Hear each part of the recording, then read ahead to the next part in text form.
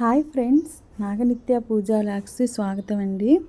ఈరోజు శ్రావణ మంగళవారం, మళ్ళీ నాకు 5వ మంగళవారం అనమాట సుబ్రహ్మణ్య స్వామికి. ఇట్లా మామూలుగా ఇదైతే మనం రొటీన్గా చేసుకుంటాం కదా. ఇప్పుడు మనకి వరలక్ష్మి వ్రతం వస్తుంది కదండి. అందరికీ ఒక సందేహం అయితే ఉంటుంది కదా. కలశం ఇప్పుడు కొత్తగా పూజ చేసుకునే వాళ్ళు ఉంటారు, కొత్తగా వరలక్ష్మి వ్రతం చేసుకునే వాళ్ళు ఉంటారు కదా. వాళ్ళకి సందేహాలు అయితే వస్తాయి కదా, మనం కలశం పెట్టొచ్చా లేదా. కొంతమందికి మాకు ఆనవాయితీ లేదు కలశం పెట్టేది, మేము కలశం పెట్టకుండానే చేసుకుంటాం, అసలు పెట్టొచ్చా, పెడితే ఏమైద్ది అన్న సందేహం అయితే మీ అందరికీ ఉంది కదా. ఇప్పుడు దాని గురించి నేను ఒక క్లారిటీ అయితే ఇవ్వబోతున్నానండి. ఏమీ లేదండి, ఇప్పుడు మనం చేసేది మంచి కార్యం అన్నప్పుడు అది మనకి మంచి చెడు అనేది ఏమీ ఉండదన్నమాట. ఇప్పుడు ఈరోజు నువ్వు కలశం పెడితే నీ తరంతరం ఆ తర్వాత కూడా వాళ్ళు కలశం పెడతారు. మనం చేసేది పూజ అన్నప్పుడు అది మంచి జరిగిద్ది అన్నప్పుడు మనం ఇప్పుడు నీ కలశం పెట్టుకొని చేసుకోవాలి అని అనిపిస్తే పెట్టుకొని చేసుకోవచ్చండి. ఇది మా ఇంటి ఆనవాయితీ కాదు, లేదు అన్నది లేదనమాట. మనం చేసేది మంచిదైనప్పుడు మనం ఏదైనా చేసుకోవచ్చండి. మనం పూజ అంటే దేవుడికి చేస్తున్నాం, మన దేవుణ్ణి ఎన్నో విధాలుగా పూజించుకోవాలని కోరిక ప్రతి ఒక్కరికి ఉంటుంది. ఇది ఇలా చేస్తే మనకు బాగుంటుంది అని అనిపించినప్పుడు మీరు కలశం పెట్టి చేసుకోవచ్చు అనమాట. మనం కలశం అనేది ఆనవాయితీ ఉంటేనే పెట్టాలి, లేకపోతే లేదు అని ఆలోచన అయితే అవసరం లేదండి. ఏమీ ఆలోచించుకోకుండా చక్కగా కలశం పెట్టుకుని పూజ అయితే చేసుకోవచ్చు. నేను మీకు చెప్పేది మీ మంచి కోసమేనండి. మనం చేసేది దేవుడి పూజ అంటే దేవుడికి మనం మంచే కాబట్టి చేసేది. దేవుడు పూజ చేయడంలో ఎటువంటి ఇది లేదు కాబట్టి ఏదైనా మంచి పని చేసేటప్పుడు మనం ఆలోచించాల్సిన అవసరం అయితే లేదండి. చక్కగా కలశం పెట్టుకుని ఫస్ట్ టైం అయినా సరే, మళ్ళీ ఇప్పుడు నుంచి ఎప్పుడు పెట్టుకోకుండా ఇప్పుడు పెట్టుకోవడం అయినా సరే పెట్టుకోవచ్చు, చేసుకోవచ్చు అనమాట. ఇంకో విషయం ఏంటంటే, మనం ఇప్పుడు సింపుల్గా అంటే ఎటువంటి వరలక్ష్మి వ్రతం అంటే మనం చేయగలుగుతామో లేదో, అది ఖర్చుతో కూడిన పని కదా మనం అనుకుంటారు కదండి. ఏది అవసరం లేదండి, మీరు సింపుల్గా అయినా సరే వరలక్ష్మి వ్రతాన్ని చేసుకోవచ్చు అనమాట. ఇప్పుడు పొద్దున్నే లేచి తలస్నానం అయితే చేసేసి, అలాగే గడపలు బొట్లు మనం ఇవన్నీ అయితే రొటీనే కదా. ప్రతి శుక్రవారం అయినా మనం ఇవన్నీ చేసుకోవాల్సిందే. మనం కూడా నీట్గా రెడీ అయిపోయి శుభ్రంగా అన్నీ దేవుడికి సంబంధించి అన్నీ చేసుకుని, లక్ష్మీదేవి ఫోటో పెట్టుకుని ఆ ఫోటోకి పువ్వులు అవన్నీ అలంకరించుకుని, మన ఇంటి దగ్గర ఉండే పూలతోనే ఉన్నంత వరకే చేసుకుని, ఏదన్నా మీకు 5 రకాల ప్రసాదాలు చేయాలనుకున్నారనుకోండి, 5 రకాల ప్రసాదాలు సింపుల్గా చేసుకోండి. ఇప్పుడు మనం పొంగలైతే చేయాలి కదా, ఆ పొంగల్ చేసుకుని కొద్దిగా పులిహార కలుపుకుని, కొద్దిగా అన్నీ చిన్నగా అన్నం వండుకుని, అన్నం ఎటు మనం వండుకుంటాం కదా, అదే కొంచెం తీసి పులిహార కలిపితే అయిపోతుంది అనమాట. ఊరినే ఒక చిన్న గ్లాస్ గుగ్గిలు పోస్తే అదొక ప్రసాదం అయిపోద్ది. ఇప్పుడు గారెలు ఉన్నాయి, గారెలే మనం మామూలుగా ఉప్పేసి ఒకసారి గారెలు వేసుకోవచ్చు, అదే గారెలు తీసి ఇట్లా బెల్లం పాకంలో వేస్తే అదొక ప్రసాదం అయిపోద్ది. ఇప్పుడు మనకి పులిహార పొంగలి ఇది ఈజీగా సింపుల్గా చేసుకునేవి ఇవేనండి గుగ్గిళ్ళు. 5 రకాల ప్రసాదాలు అయితే రెడీ అయిపోయినాయి కదా. అలాగే అమ్మవారిని పెట్టుకుని మీరు కలశం పెట్టుకోవాలంటే చెంబు కొబ్బరికాయ ఉంటే సరిపోయిద్దండి. ఆ కొబ్బరికాయ తీసుకుని మీరు కలశంగా రెడీ చేసుకుని, దానికి ఓ పువ్వు పుష్పం పెట్టేసి దాన్ని అలంకరణ చేసుకుని స్వామివారికి ఇప్పుడు రూపు తెచ్చుకునే ఆనవాయితీ ఉందనుకోండి, అదే ఆనవాయితీ ఉన్నా లేకపోయినా మనం కొనుక్కునేది బంగారం అంటే మన మంచికే. బంగారం అనేది కొంటే మనకే ఉపయోగం తప్పించి అందులో మనకి చెడు ఏం జరగదు కాబట్టి ఉంటే తెచ్చుకోవచ్చు, లేకపోతే లేదు. అప్పుడు దానికి 5 పోగులు వైట్ దారానికి పసుపు రాసి ఆ అమ్మవారికి వేసుకుని దాన్ని పూజించుకోవచ్చు అనమాట. కింద గౌరీదేవిని తీసుకుని ఆ గౌరీదేవికి లక్ష్మీ అష్టోత్తరం చేసుకుని, సింపుల్గా చెప్తున్నాను అనమాట. అష్టోత్తరం చేసుకుని మనం కొబ్బరికాయ కొట్టి నైవేద్యం అమ్మవారికి పెట్టి 5 ముత్తైదువులు తాంబూలం. ఇప్పుడు జాకెట్ ముక్కలు తెచ్చుకోలేని పరిస్థితుల్లో ఏంటంటే ఒట్టి తాంబూలం ఒక్క పొళ్ళు ఎప్పుడైనా సరే జంటగా ఇవ్వాలండి. ఏ పొళ్ళైనా మీరు అరటిపండు ఇవ్వండి, బత్తాయిలు ఇవ్వండి, మీకు ఇష్టం వచ్చిన పళ్ళు ఇవ్వండి, కానీ జంటగా ఇవ్వాలన్నమాట తాంబూలం. సింపుల్గా తమలపాకులు తెచ్చి ఒక్క పసుపు కుంకుమ వేసుకుని 1 రూపాయి పెట్టి 2 అరటిపండ్లు ఇచ్చి జాకెట్ ముక్క పెట్టేంత ఇది లేకపోయినా తక్కువ ఖర్చుతో సింపుల్గా మనం చేసుకోవాలనుకుంటే పోనీ ఒకళ్ళకో లేకపోతే ముగ్గురికో ఐదుగురికో మనకు తోచినంత పోనీ ఒక్కళ్ళకి ఇచ్చిన తాంబూలం చాలండి. ఎవరి ఆశీర్వాదమైనా మనకి మంచి జరగాలే కానీ మనం వాళ్ళ మనసులో మంచిది తలచి మనల్ని ఆశీర్వదించాలే కానీ అది ఒక్కళ్ళైనా సరిపోయిద్దనమాట.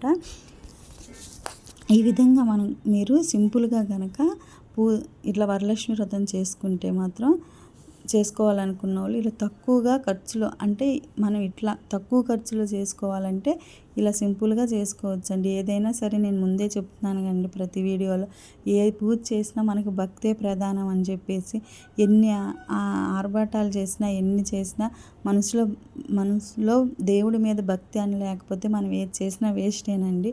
మనం భక్తితో ఏది పెట్టినా దేవుడు స్వీకరిస్తాడనమాట. మనం ఖచ్చితంగా ఇంట్లో పాయసం పాలు పొంగిస్తాం కాబట్టి ఆ ఒట్టి పాయసం చేసైనా సరే అమ్మవారికి నైవేద్యంగా పెట్టుకుని ఆ వరలక్ష్మి వ్రతం కథ ఉంటుంది కదా, ఫోన్లో కూడా వస్తున్నాయండి. ఆ కథ చదువుకుని అమ్మవారికి నైవేద్యం నివేదించేసి మనం ఒక ముత్తైదుకి అయితే తాంబూలం ఇచ్చి, అలాగే కంపల్సరీ వరలక్ష్మి వ్రతం రోజు ఒక్కసారి భర్త కాళ్ళకు కూడా మొక్కుతారు కదా, భర్త కాళ్ళకు మొక్కి ఒక పొద్దు ఉండాలంటే ఉండి సాయంత్రం అయినా భోజనం చేయొచ్చు, లేకపోతే మధ్యాహ్నం అయినా చేయొచ్చు అనమాట. మళ్ళీ ఈవినింగ్ అక్కడ మళ్ళీ దీపారాధన చేసుకుని అప్పుడు అమ్మవారిని కదిలిచ్చి అప్పుడు మనం పీఠం తీసేసుకోవచ్చు అనమాట. అమ్మవారిని కదిలిచ్చేసి తీసేయచ్చు అన్నట్టు, లేకపోతే తెల్లారైనా తీసేయచ్చు. అమ్మవారిని కదిలిచ్చి ఉంచితే తెల్లారైనా తీసేయచ్చు. శుక్రవారం తీయొచ్చా లేదని అనుమానం మీకుంటే తర్వాత అయినా తీసుకోవచ్చండి. ఏదైనా మన మనసుకు సంబంధించిందేనండి. ఒక గిలి లోపల పెట్టుకుని చేసామంటే ఇంకా దానివల్లే జరుగుతుంది, ఏదైనా సరే దానివల్లే జరుగుతుంది అన్న అభిప్రాయం మనలో అయితే పడిపోయిద్ది అనమాట. అలా కాకుండా ఏదైనా సరే మన మనసులో మంచిగా జరిగిద్ది అన్న ఉద్దేశంతో ఏ పని చేసినా మనకు మంచిగా జరిగిద్దండి. మనసులో గిలి పెట్టుకుని చేస్తే అది గిలిగిలిగానే ఉంటుంది. ఏది జరిగినా దానివల్లే అన్నట్టు మనకి ఆలోచన అనేది వచ్చేసిద్ది అనమాట. అందుకని ఇలా సింపుల్గా అయినా చేసుకోవచ్చు. కలశం అనేది ఏమీ ఆలోచించుకోకుండా ఫస్ట్ టైం పెట్టేవాళ్ళైనా సరే పెట్టవచ్చు అనమాట. ఇప్పుడు మనకు కలశం అంటే ఆనవాయితీ అంటే ఏంటండి? ఆనవాయితీ అంటే ఏంటి? ఇప్పుడు మనం సత్యనారాయణ స్వామి వ్రతం చేస్తాం ఇంట్లో, మనకు అది కలశం పెట్టాల్సిందే. ఎవరైనా ఇప్పుడు నాకు కలశం పెట్టే ఆనవాయితీ లేదు అంటే ఒప్పుకోరు. ఖచ్చితంగా సత్యనారాయణ స్వామి వ్రతానికి కలశం పెట్టే వ్రతం చేస్తారు. అప్పుడు అలాంటప్పుడు మనకు ఆనవాయితీ ఎక్కడుంది? ప్రతి ఒక్కళ్ళు నువ్వు ఇంట్లో కలశం పెట్టకపోయినా ఆ వ్రతం చేసినప్పుడు బ్రాహ్మణుడు ఖచ్చితంగా నీకు కలశం అయితే పెట్టిస్తాడు కదా. మనం చేసేది మంచి అండి. పూజ అంటే దేవుడు పూజ. మన ఇంట్లో మనం సంతోషంగా ఉండటం కోసం, మన ఇంట్లో పిల్ల పాపలతో అందరూ ఆనందంగా ఉండటం కోసం మనం చేసే పూజ అది వరలక్ష్మి వ్రతం, మన భర్త కోసం. అలాంటప్పుడు మనం కలశం పెట్టుకుని ఆలోచించుకోకుండా ఎటువంటి గిల్లి లేకుండా పెట్టుకోవచ్చు కలశం అనేది. నాకు తెలిసింది నేను చెప్పానండి. మీకు కనుక ఈ వీడియో నచ్చితే నాకు లైక్ చేయండి, షేర్ చేయండి, సబ్స్క్రైబ్ చేయండి. స్కిప్ చేయకుండా వీడియో మొత్తం అయితే చూసేయండి. ఈరోజైతే నాకు పూజ అనేది ఇలా కంప్లీట్ అయిపోయిందనమాట. నేను ప్రతి సంవత్సరం కలశం పెట్టుకుని చేస్తాను.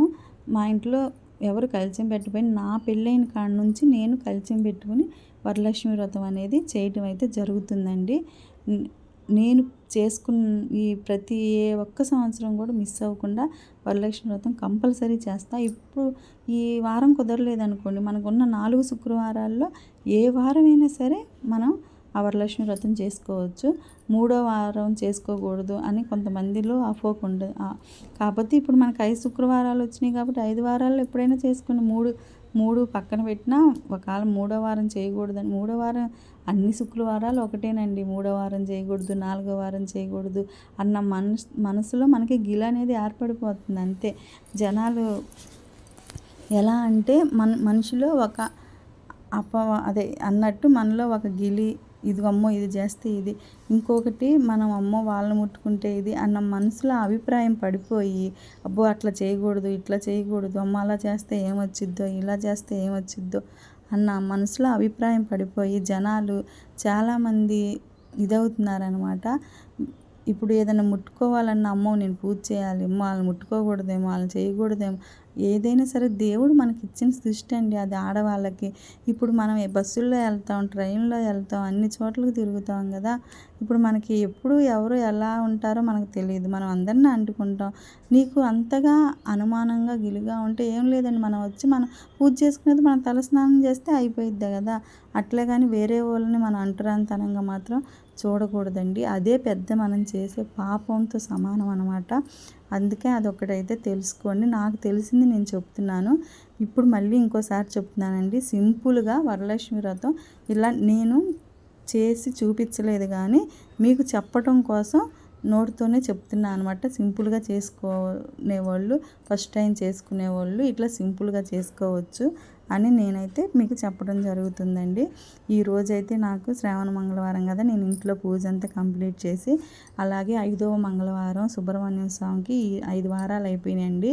ఈరోజు కొంచెం అంటే ఒళ్ళంతా ఏంటో పులకరించినట్టుగా ఒళ్ళంతా నొప్పులతో ఉందన్నమాట. సరిగా ఏంటో నిద్ర లేక మరి నిన్న పెనగంచుకోవాలని అట్లా వెళ్ళాం కదా, ఇంకా హెల్త్ బాగాలేదు. ఇంకా అందుకని చెప్పేసి అయినా 5వ మంగళవారం ఆపకూడదు కదా అన్నట్టు సోమవారం ఆ ఓపిక ఇచ్చి పూజ అయితే చేసుకునేటట్టు చేశారండి.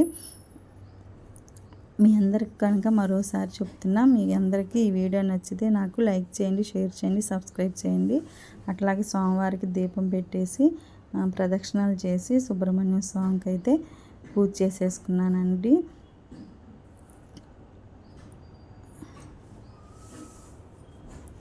సోమవారికి అసలు వాళ్ళు లెగుస్తానా లేదా అనుకున్నా, కానీ సోమవారం లేపారు, ఆయన పూజ కూడా చేయించుకున్నారనమాట. కానీ మనకి చెయ్యాలి అన్న ఆలోచన వస్తే మనకు ఒంట్లో బాగోలేదు అన్న విషయం కూడా పక్కన పెట్టి ఓపిక అనేది అదే వస్తుందండి. అది ఏంటో తెలియదు, మన మనసుకు అనిపించాలి అంతే, ఇది చెయ్యాలి అని అనిపిస్తే చాలన్నమాట. ఓపిక అనేది ఆటోమేటిక్గా అదే వచ్చేసిద్ది అని అనిపించిద్ది నాకైతే. ఇక నేనైతే యథావిధిగా అసలు లెగుస్తానా లేదా అన్నదాన్ని ఆ టయానికి లేచాను, ఇంట్లో పూజ అంతా కంప్లీట్ చేశాను, పిల్లలకు కూడా లంచ్ బాక్స్లో పులిహార కట్టేశాను, అంతా అయిపోయిందనమాట. ఇక్కడ నా పూజ కూడా కంప్లీట్ అయ్యి సోమవారికి కూడా కొబ్బరికాయ కూడా కొట్టేశాను అనమాట.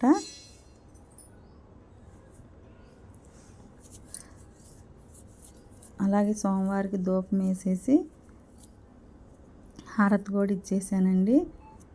ఆ సుబ్రహ్మణ్య స్వామి ఎల్లవేళ అందరినీ కాపాడుతూ ఉండాలని నేను కోరుకుంటున్నా. అందరూ బాగుండాలి.